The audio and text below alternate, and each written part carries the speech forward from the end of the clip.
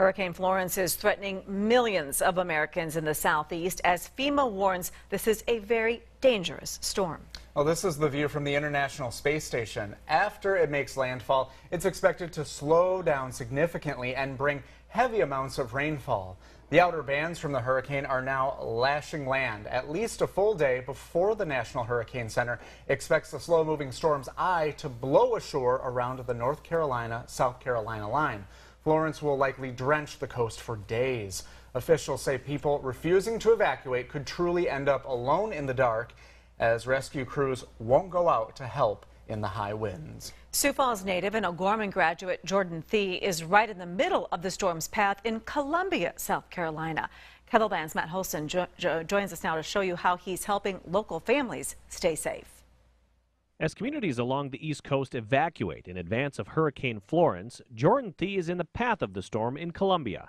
That's 150 miles west of Myrtle Beach. We're really hoping for the best, but preparing for the worst, and we'll deal with what comes. Thie works for communities in schools of the Midlands. He says classes are canceled for the week at local schools and the University of South Carolina.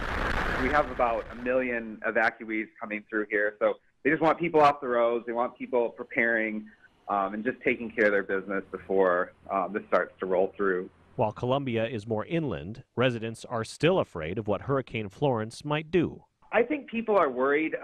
In 2015, we had a pretty major flood event here, and people were without water for a couple of weeks. A bunch of dams breached, and you can kind of feel that in the air right now. He had to make several stops at local grocery stores as he tried to stock up on water this week. He says people are taking extra precautions. Filling their bathtub up with water so they have it, and making sure that they have little cell phone chargers and radios if the cell phone towers get down. So I think people are a little worried, but hopeful that it won't be as bad as we're expecting. In the meantime, Thie and the rest of the Carolinas will be paying close attention to the weather forecast.